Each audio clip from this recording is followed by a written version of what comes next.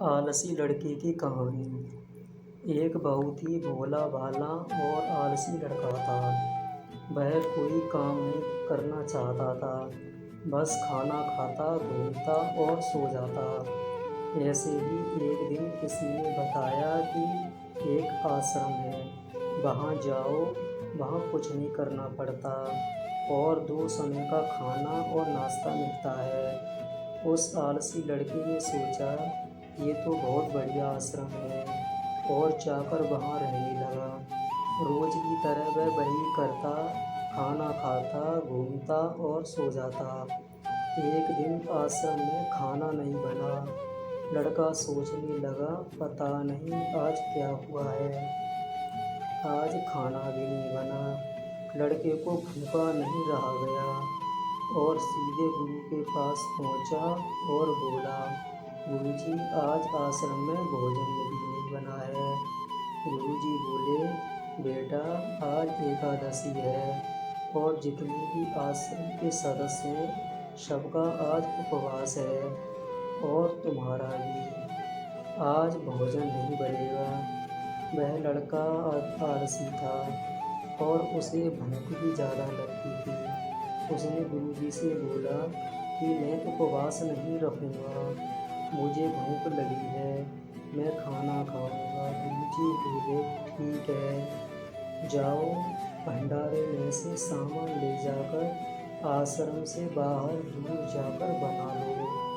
और हाँ, ध्यान रखना, पहला भोग भगवान को लगाना और फिर तुम ग्रहण करना। लड़का बोला, ठीक है।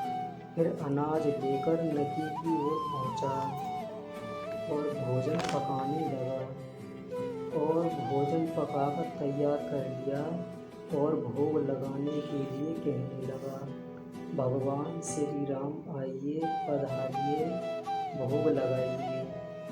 अब जब उसे लगा कि भगवान तो आ नहीं रहे हैं, तो फिर कहने लगा कि मुझे मालूम है आपको तो अच्छा खाने की आदत है, मैं बना नहीं पाया और मुझे खाना बनाना भी नहीं आता, लेकिन जो भी है रूखा सूखा बना है, आकर खा लीजिए। भगवान श्री राम प्रसन्न हो गए और उस लड़के को दर्शन दे दिए। उसने देखा भगवान श्री राम आए हैं और साथ में माता सीता भी साथ हैं। लेकिन लड़के ने खाना तो 2 लोगों के लिए ही बनाया था, एक अपने लिए और दूसरा भगवान के लिए। और अब क्योंकि भगवान के साथ माता सीता भी आई हुई हैं, तो उसने अपने हिस्से का भोजन भी माता सीता और श्री राम के सामने रख दिया। भगवान राम और सीता ने भोजन किया और जाने लगे, तो भोला सा लड़का बोला कि प्रभु, आपके दर्शन से मैं धन्य हो गया। मुझे खाने के कुछ नहीं मिला, लेकिन कोई बात नहीं। लेकिन आपसे एक विनती है कि अगली बार जब आएंगे तो बता दीजिए कितने लोगों के लिए भोजन बनाकर रखूं। भगवान श्री राम मन ही मन मुस्कराए और अंतर ध्यान हो गए। लड़का आश्रम गया, दिन बीतता गया, फिर एकदशी का दिन आया और इस बार 3-4 लोगों के लिए खाना बनाने के लिए अनाज लेकर के नदी किनारे पहुंचा और उसने बड़े प्रसन्नता से भोजन बनाया और इंतज़ार करने लगा कि प्रभु आइए और भोग लगाइए। इस बार लड़का देखता है कि भगवान श्री राम पूरा दरबार लेकर आए हैं, जैसे माता सीता, लक्ष्मण, भरत, हनुमान। लड़के ने 3-4 लोगों के लिए ही भोजन बनाया था और इस बार की भोजन कम पड़ गया। लड़के ने निराश होकर भोजन प्रभु के सामने रख दिया और उन्होंने भोजन किया और चले गए। इस बार भी लड़का भूखा रह गया। अब लड़का फिर आश्रम गया। दिन बीतता गया और फिर और एकादशी का दिन आया। इस बार गुरुजी से कहने लगा कि गुरुजी मुझे इस बार थोड़ा ज़्यादा अनाज चाहिए। गुरुजी सोचने लगे कि यह इतना सारा अनाज का करता क्या है, कहीं इसे बेचता तो नहीं है। फिर उन्होंने कहा ठीक है, भूख से परेशान रहता है। लड़के ने कहा कि नहीं गुरुजी, मैं भूख से परेशान नहीं रहता हूँ। प्रभु जी के साथ बहुत लोग आते हैं, उनको भी तो भोजन कराना पड़ता है।